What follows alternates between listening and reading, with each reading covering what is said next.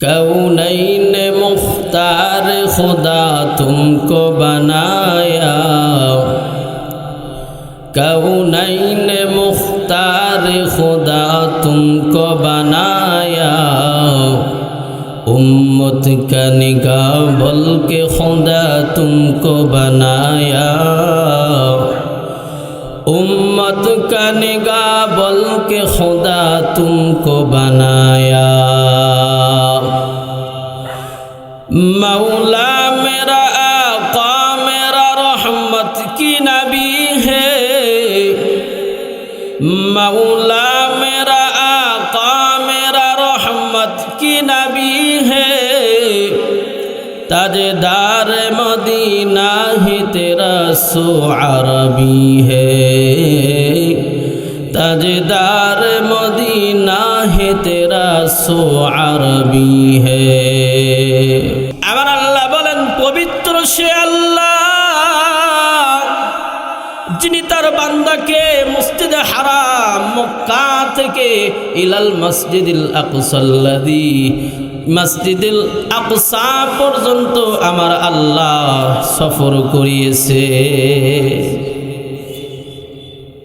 আমার নবী সরকারে তো আলম নবী রহমাতাল লিল আলামিন নবী আমার দোলক বলক সারি সাত আকাশ পারি সিদরাতুল মুনতাহার উপরে ৯৭০,০০০ নূরের পর্দা পার হয়ে আমার নবী আরশুল্লাহিল আযীম আমার আল্লাহকে কপালের চোখ দিয়ে আমার পয়গম্বর সরাসরি দেখেছে। সবাই আল্লাহকে সাক্ষ্য দিয়েছে না দেখে, আর আমার পয়গম্বর সাক্ষ্য দিয়েছেন আমার আল্লাহকে দেখে। সুবহানাল্লাহ। আপনারা কি বিশ্বাস করেন আমার নবী আমার আল্লাহকে দেখেছে? বিশ্বাস হয় আপনাদের? আমাদের দেশে কিছু মৌলবি আছে ভাই, যাদেরকে স্কলার বলা হয়, তারা বলে আমার নবী মেরাজ করেছেন, ঠিক আছে, সিদরাতুল মুনতাহা পর্যন্ত নবী গিয়েছেন, কিন্তু আমার আল্লাহকে দেখেনি। নাউজুবিল্লাহ বলেন। এ মুসলমান বন্ধু, আমার পয়গম্বর সরকারে দু আলম দলক বলক সারিয়ে সাত আকাশ পারিয়ে সিদরাতুল মুনতাহার উপরে ৭০,০০০ নূরের পর্দা পার হয়ে আমার আল্লাহর আরশুল্লাহিল আযীমে গিয়ে আমার পয়গম্বর কপালের দুই চোখ দিয়ে সরাসরি আমার আল্লাহর দিদারে ধন্য হয়েছে। আমার আল্লাহ এই সম্পর্কে কোরআনে কারিমে বলেন, মা যাগাল বাসার ওয়া মা তাগা। আমার আল্লাহ বলেন আমার হাবিব যখন আমি আল্লাহর দিদার লাভ করেছেন, আমার হাবিবের দৃষ্টি আঁকা বাঁকা হয় নাই, তিনি সীমা লঙ্ঘন করেন নাই। সুবহানাল্লাহ। আল্লাহ কেন বলেছেন পয়গম্বর মুসা আমার আল্লাহকে দেখতে চেয়েছেন, দেখতে পারছেন? পয়গম্বর মুসা সাধারণ কোন নবী না। হযরতে মুসা পয়গম্বরের উপর তাওরাত শরীফ নাজিল হয়েছে। মুসা পয়গম্বর তুর পাহাড়ে গিয়ে আমার আল্লাহর সঙ্গে কথা বলতেন। আশিক মাসুক যখন প্রেম হয়ে যায়, আশিক মাসুককে দেখার জন্য পাগল হয়ে যায়। পয়গম্বর মুসা আমার আল্লাহকে বলেন, আল্লাহ তোমাকে দেখতে চাই। আল্লাহ বলেন, লাং তারানি ফি হায়াতিকাদ দুনিয়া, হে মুসা দুনিয়ার জীবনে আমি আল্লাহকে দেখতে পারব না। পয়গম্বর মুসা বলেন, আল্লাহ একটু দেখা দাও। আমার আল্লাহ বলেন, ঠিক আছে, ফাইনালের আগে টেস্ট হয়ে যাক, মারহাবা বলেন। আমার আল্লাহ বলেন, মুসা উনদুর ইলাল জাবাল তাকাও। পয়গম্বর মুসা পাহাড়ের দিকে তাকালেন। আল্লাহ পাক রব্বুল আলামিন ৭০,০০০ নূরের পর্দার ভিতর থেকে জামালি নূরের একটা সুকা তুর পাহাড়ে ছাড়লেন। তুর পাহাড় জ্বলে খাত হয়ে গেল। পয়গম্বর মুসা বেহুশ হয়ে জমিনে লুটায়া পড়ে। মুসা তোমার নবী ছিল তোর পাহাড়ে সোয়ার করিল তোর পাহাড় জ্বালিয়ে গেল। মুসা কেন জ্বলিল না তোর পাহাড় জ্বালিয়ে গেল। মুসা কেন জ্বলিল না। আল্লাহ তোমার নীলা খেলা কেউ যে কেউ বোঝে না। ঠিক কিনা? মাবুদ তোমার নীলা খেলা কেউ বোঝে কেউ বোঝে না। মাওলা কাহুকে রাখো 10 তলাতে। মাওলা কাউকে রাখো 10 তলায়। আল্লাহ তোমার নীলা খেলা কেউ যে কেউ বোঝে না। ঠিক কিনা? ইব্রাহিম তোমার নবী ছিল নমরুদে আগুনে ফেলিল। আগুন হইল ফুল বাগিচা। ইব্রাহিম কেন জ্বলিল না। আগুন হইল ফুল বাগিচা। ইব্রাহিম কেন জ্বলিল না। আল্লাহ তোমার নীলা খেলা কেউ বোঝে কেউ বোঝে না। ঠিক কিনা? এ মালিপাড়া রামচন্দ্রপুরের মুসলমান, পয়গম্বর মুসা আমার আল্লাহকে দেখতে চেয়েছেন, দেখতে পারেন নাই। আর আমার আল্লাহ বলেন মা যাগাল বাসর ওয়া মা তাগা। আমার হাবিব আমার দিদার যখন নসিব হয়েছে, আমার হাবিবের চোখ আঁকা বাঁকা হয় নাই। আমার হাবিব রহমাতাল লিল আলামিন নবী সীমা লঙ্ঘন করেন নাই। সরকারে দো আলম নবী আরশুল্লাহিল আযীম আমার আল্লাহর দরবার থেকে উম্মতে মুহাম্মাদের জন্য আমার আল্লাহ পয়গম্বরকে 50 ওয়াক্ত নামাজ হাদিয়ে দিয়েছেন। কত ওয়াক্ত? আওয়াজ দিয়ে বলেন কত ওয়াক্ত? আমার পয়গম্বর উম্মতের জন্য 50 ওয়াক্ত নামাজ নিয়ে যখন সপ্তম আসমানে যায়, পয়গম্বর বলেন এ দুনিয়ার উম্মতেরা রে, সপ্তম আকাশে তোমাদের জাতির পিতা হযরতে ইব্রাহিম পয়গম্বরের সঙ্গে আমার দেখা হয়েছে। তাহলে সপ্তম আকাশে নবীর সঙ্গে কোন নবীর সাক্ষাৎ হয়েছে? জাতির পিতা ইব্রাহিম আলাইহিস সালামের সাথে। তাহলে আমার আল্লাহ যেই নবীকে 10-10টা পরীক্ষা করে ইব্রাহিম পয়গম্বর সমস্ত পরীক্ষায় 100 পাস করেছেন, নবী আমার বললেন সপ্তম আকাশে তোমাদের জাতির পিতা ইব্রাহিমের সঙ্গে সাক্ষাৎ হয়েছে। কিন্তু কিছুদিন আগে আমরা জাতির পিতা কাকে বানাইছিলাম ভাই? এখনো কি ভয় পান? কিছুদিন আগে জাতির পিতা ইব্রাহিম নবীকে আমার আল্লাহ কোরআনে কারিমে 25 জায়গায় 25 জন নবীর আলোচনা করেছেন। যেই নবীর আলোচনা আমার আল্লাহ কোরআনে সবচেয়ে বেশি করেছেন তিনি হলেন জাতির পিতা হযরতে ইব্রাহিম আলাইহিস সালাম। সুবহানাল্লাহ। তাহলে আমরা জাতির পিতা বানালাম কাকে? ইমান কি আছে ভাই? তো যারা জাতির পিতা বানাইছে এদের ইমান আছে? এরা যদি কালিমা না পড়ে এরা কি কবরের ফেরেশতা কি দুলাভাই মনে করে? যারা জাতির পিতা বলেছে অন্য কাউকে, এরা কি কবরের ফেরেশতাকে কি দুলাভাই মনে করে? কবরে গেলে খবর আছে কি নাই? আওয়াজ দিয়ে বলেন। আল্লাহ পাক এদের কালেমা নসিব করেন, বলেন আমিন। ইমানকে যেন এরা পরিশুদ্ধ হয়ে পরিপূর্ণ ইসলামে প্রবেশ করে আল্লাহ তাদেরকে হেদায়েত দান করেন, বলেন আমিন। জাতির পিতা এমনি হওয়া যায় না। জাতির পিতা হওয়ার জন্য সর্বপ্রথম পরীক্ষা দিতে হবে, অগ্নি পরীক্ষা দিতে হবে। জাতির পিতা হযরতে ইব্রাহিম পয়গম্বর যখন কালেমার দাওয়াত দিতেছেন, রে মুসলমান, হযরতে ইব্রাহিম পয়গম্বর যখন কালেমার দাওয়াত দিলেন, লা ইলাহা ইল্লাল্লাহ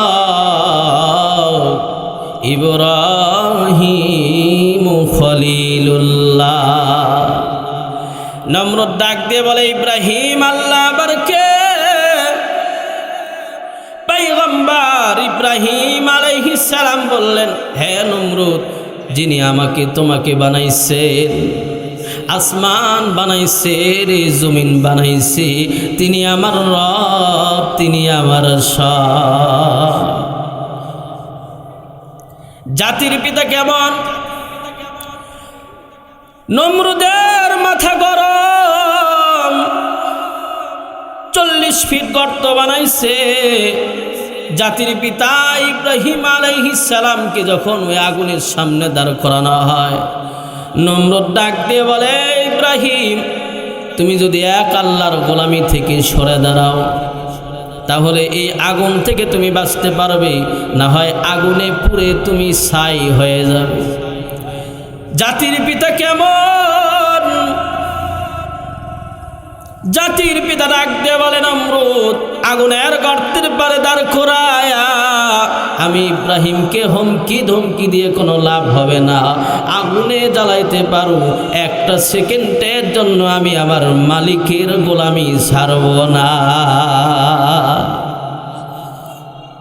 নমরুদ এবার ক্লান্ত হয়ে গেছে, তার সঙ্গীদেরকে ডাক দিয়ে বলে, ইব্রাহিমকে এত বড় আগুনের সামনে দাঁড় করালাম, এরপরে ইব্রাহিম এক আল্লাহর ইবাদত ছাড়ল না। এবার সঙ্গীরা, কাফের বেঈমানেরা নমরুদকে পরামর্শ দেয়, ইব্রাহিমকে যদি এভাবেই আগুনে ফেলে দাও, ইব্রাহিমের মাথায় সুন্নতি টুপি আছে, চেহারায় দাঁড়িয়ে আছে, তার শরীরে সুন্নতি পোশাক আছে, আগুনে নাও পড়তে পারে, সুতরাং তাকে কাপড় খুলে উলঙ্গ করে ইব্রাহিমকে আগুনে ফেলে দাও। নাউজুবিল্লাহ বলেন। এ মুসলমান, ইব্রাহিম পয়গম্বর জাতির পিতা,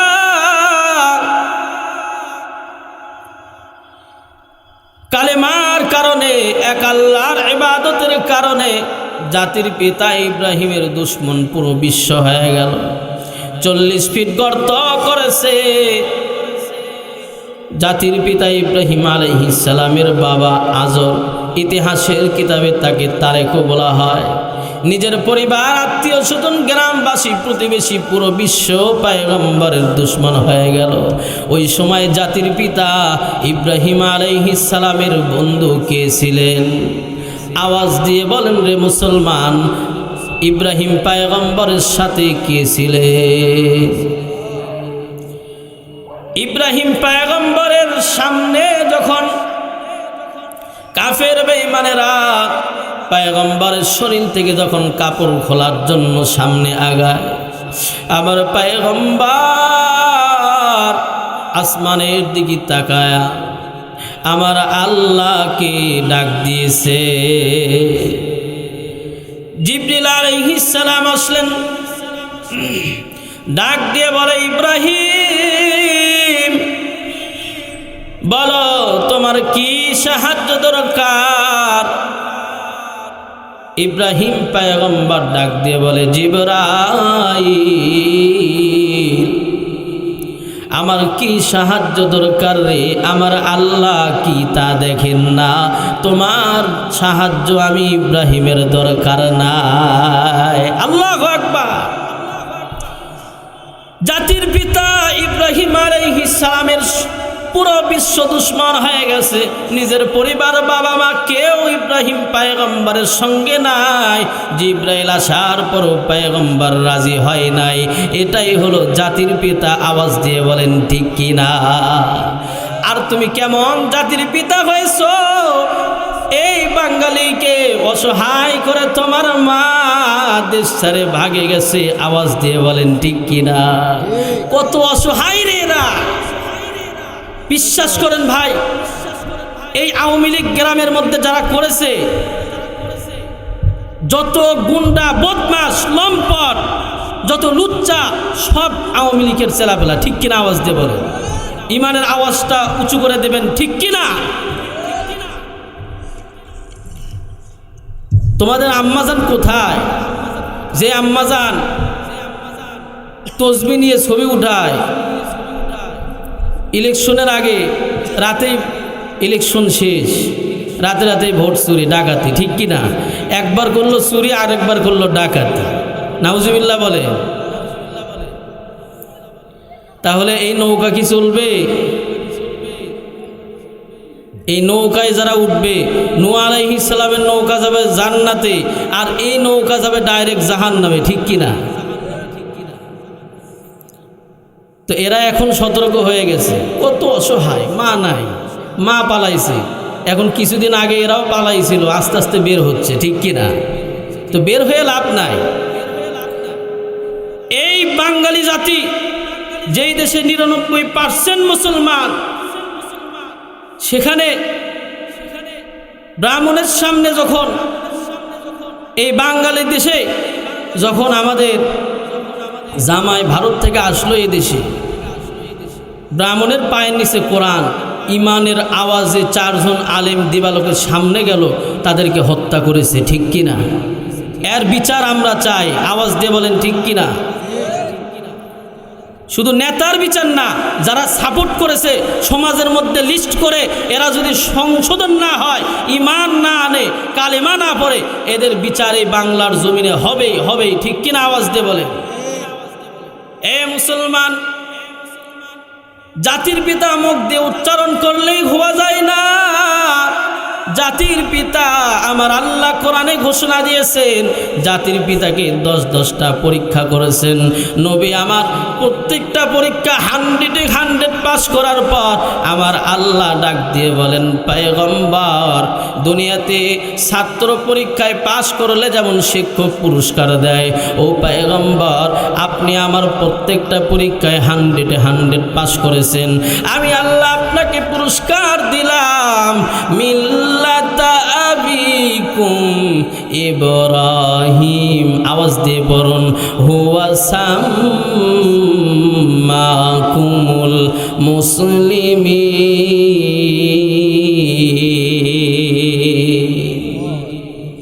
আমার আল্লাহ বলেন, পয়গম্বর, আমি আল্লাহ আপনার উপরে খুশি হইয়া আমি আপনাকে এই মুসলিম মিল্লাতের নেতা, জাতির পিতা বানায়া দিলাম। আমার পয়গম্বর কাফের বেঈমানেরা জাতির পিতা ইব্রাহিমের শরীর থেকে কাপড় খোলার জন্য সামনের দিকে যখন যায়, আমার পয়গম্বর আমার আল্লাহকে ডাক দিয়েছে। আমার আল্লাহ ডাক দিয়ে বলে, জিবরাইল, যাও, আমি আল্লাহর বানানো জান্নাতি পোশাক নিয়ে যাও রে। কাফের বেঈমানেরা আমি আমার জাতির পিতা ইব্রাহিম পয়গম্বরের শরীর থেকে কাপড় খুলবে, অপর দিক থেকে আমি আল্লাহর বানানো জান্নাতি পোশাক আমার পয়গম্বরের শরীরে পরায়া দেবে। আমার আল্লাহ আগুনকে হুকুম করলেন, আগুন আমার পয়গম্বরের জন্য আরামদায়ক হয়ে যাও, শান্তিদায়ক হয়ে যাও। কুলনা ইয়া নারু কুনি বারদাও ওয়া সালামান আলা ইব্রাহিম।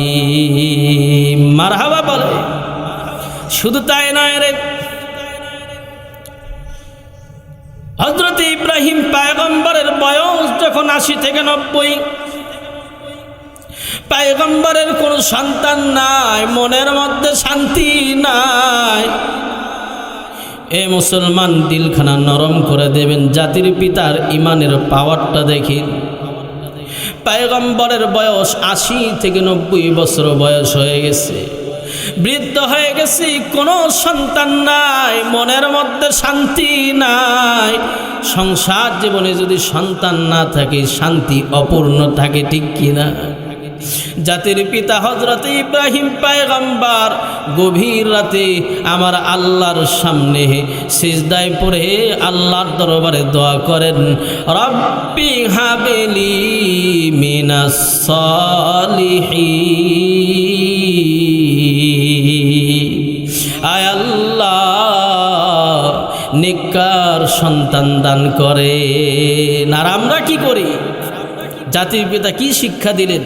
আর আমাদের সন্তান না হলে পীর বাবার দরবারে যায়, মাজারে যায়, বিভিন্ন কিছু মান্যত করি, ঠিক কি না? আমার আল্লাহ বড় খুশি হয়ে গেলেন, ডাক দিয়ে বলেন, পয়গম্বর ফাবাশশারনাহু বিগুলামিন হালিম। আমার আল্লাহ ডাক দিয়ে বলে, জিবরাইল যা রে, জলদি করে যা, আমার পয়গম্বরকে সুসংবাদ জানায় দাও। আমি আল্লাহ আমার পয়গম্বরের উপর খুশি হইয়া আমি আল্লাহ আমার পয়গম্বরকে নেককার সন্তানের সুসংবাদ জানায়া দিলাম। আল্লাহ পাক রব্বুল আলামিন সন্তান নসিব করলেন। আমার আল্লাহ সন্তানের নাম রাখলেন ইসমাইল। কি নাম? হযরত ইব্রাহিম পয়গম্বর যেখানেই যান, নবীর মাথায় মনে শুধু আনন্দ, সন্তান। নবী আমার বাহিরে যান, মনের মধ্যে আনন্দ, শুধু সন্তান। আমার আল্লাহ ডাক দিয়ে বলেন, পয়গম্বর সন্তান দিলাম আমি আল্লাহ। বলেন, এখন আমি আল্লাহর মায়া বেশি না সন্তানের মায়া বেশি? জাতির পিতা ডাক দিয়ে বলে, আল্লাহ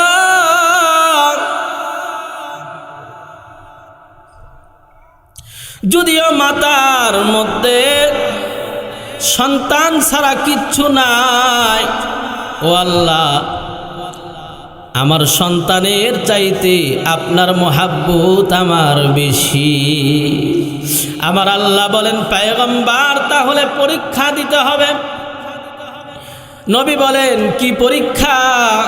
আমার আল্লাহ বলেন, সন্তান এবং স্ত্রীকে মরুভূমির মধ্যে রেখে আসো। কেমন নবী? নবী বলেন, না আল্লাহ কেন নিয়ে যাব? আল্লাহ অর্ডার করেছেন, মালিক অর্ডার করেছেন, গোলাম সঙ্গে সঙ্গে রাজি হয়ে গেছে।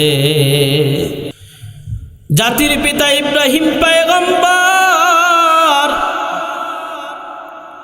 চলে গেলেন বাড়িতে, গিয়ে বলেন, বিবি যেতে হবে মরুভূমিতে, রেডি হয়ে যাও। কেমন বিবিরে মুসলমান? বিবিও পাল্টা প্রশ্ন করেন নাই, কেন যাব?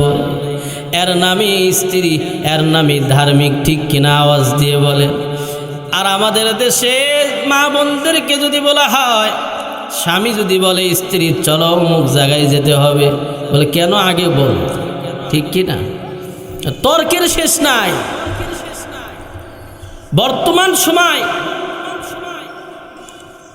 তারা টেলিভিশনের রিমোট যেভাবে ধরে, সেইভাবে যদি তারা পর্দাকে ধরতো, তাহলে আমার আল্লাহ জান্নাতি সার্টিফিকেট পেয়ে যেত, ঠিক কিনা?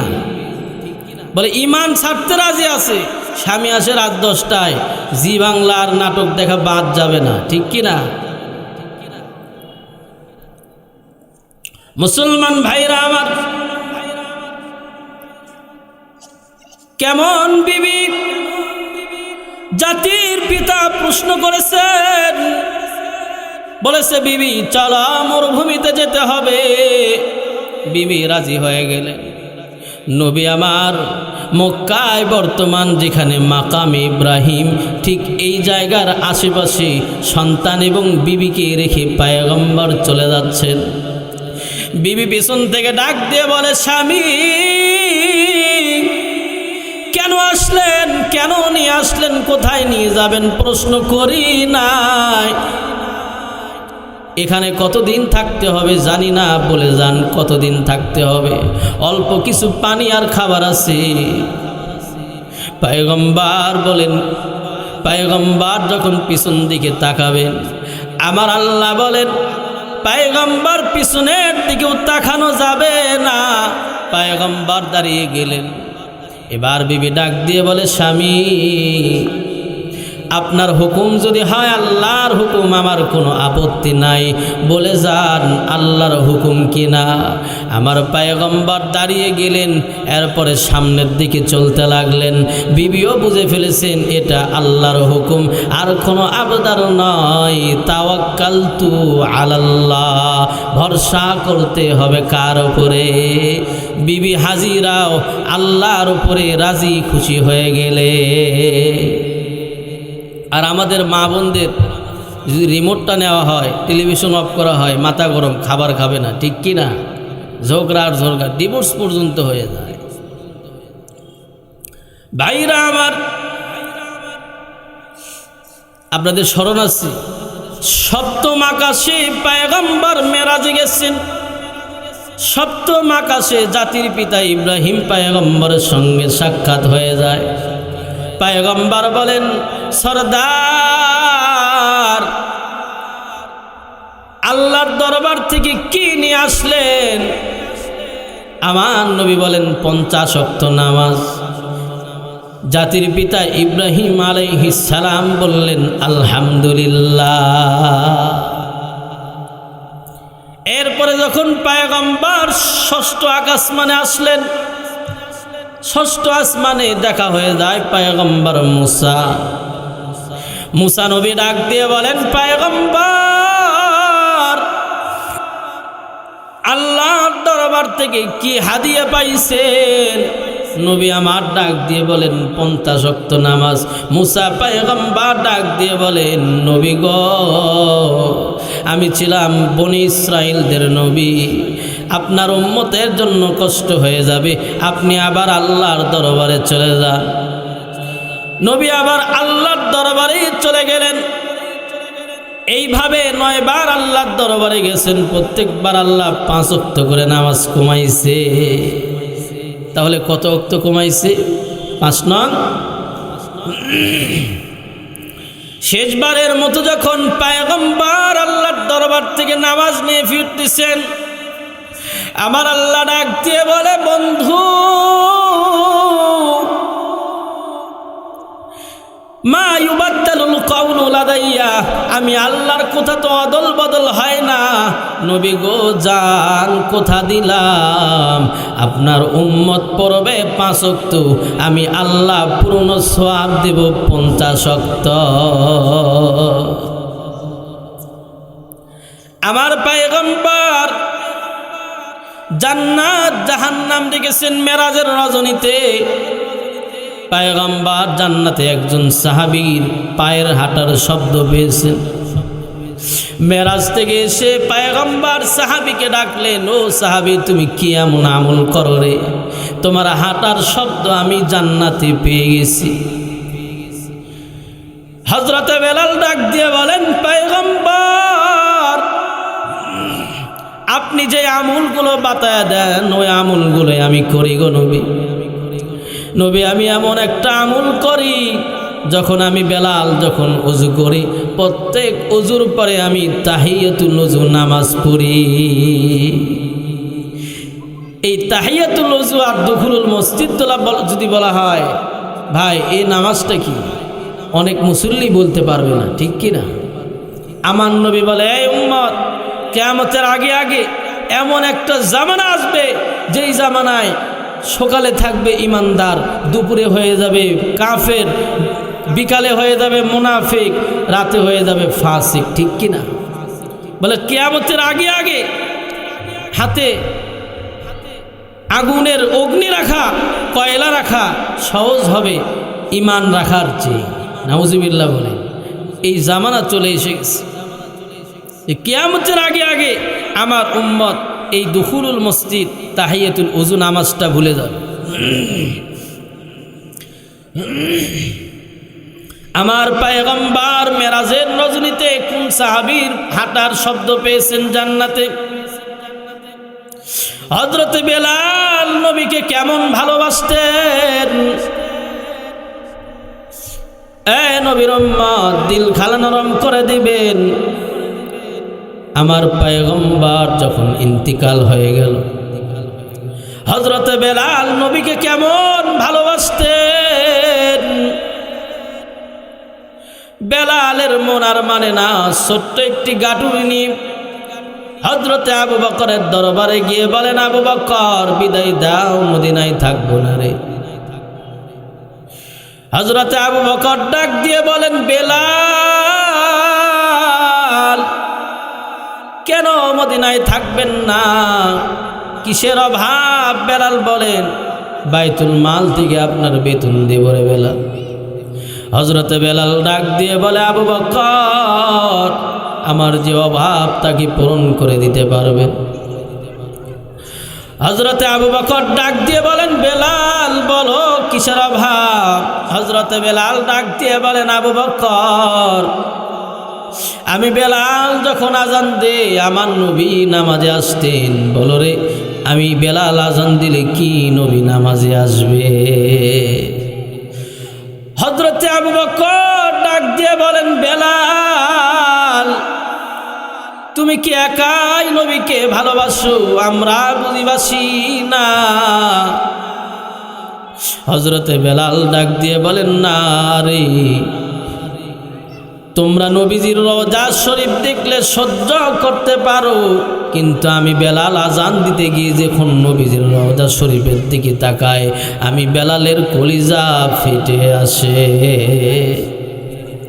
হযরত বেলাল বিদায় নিয়ে চলে গেলেন নবীর আশিক সিরিয়া দামেস্কে।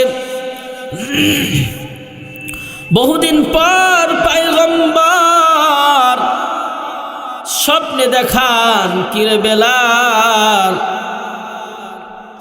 আমি নবীর প্রতি তোর কি মহাব্বত হয় না? কতদিন হলো তোর কণ্ঠের আজান শুনি না। আয় রে বেলাল মদিনায় ফিরে আয়। হযরত বেলাল ঘুম থেকে সজাগ হওয়ার পর সিরিয়া দামেস্কে থেকে গভীর রাতে মদিনার দিকে দৌড়ায়। কিতাবে মুসান্নিফ রহমাতুল্লাহ আলাইহি লিখতেছেন, বেলাল যখন মদিনায় আসছে তাহাজ্জুদে রক্ত চলছিল। নতুন মুয়াজ্জিন এসে দেখেন বেলাল নবীজির রওজা শরীফ ধরে গুনগুন করে কান্না করে। নতুন মুয়াজ্জিন ডাক দিয়ে বলে, মদিনাবাসী শুনছো? নবীর আশিক বেলাল মদিনায় চলে আসছে। বৃদ্ধ সাহাবী যারা অসুস্থ তারা মনে ভেবে নিল, বেলাল যখন মদিনায় আসছে না জানিয়া সরকারের দো আলম নবী রহমাতাল লিল আলামিন নবী দুনিয়াতে এসে গেছে। সবাই ঘর থেকে বাহির হয়ে মসজিদে জামাত হয়ে গেল। হযরত তালহা রাদিয়াল্লাহু আনহু ডাক দিয়ে বলে, বেলাল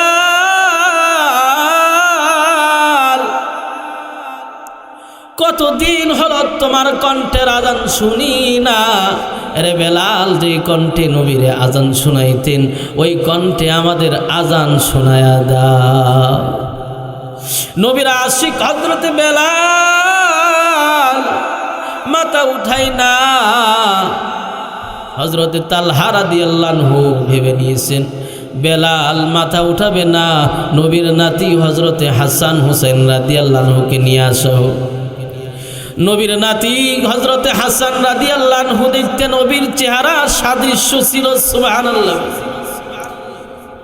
হযরতে হাসান রাদিয়াল্লাহু আনহু এসে বলেন, বেলাল যে কণ্ঠে আমার নানারে আজান শুনাইতেন ওই কণ্ঠে আমাদের আজান শুনায়া দেয়।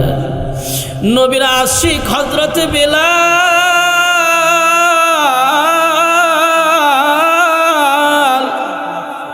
নবীজির রওজা শরীফ থেকে বেলাল দাঁড়ায়া দৌড় দিছে রে। বনু নাজ্জার গোত্রের সাহাবীর ছাদে উঠে হযরতে বেলাল আজান দিতেন।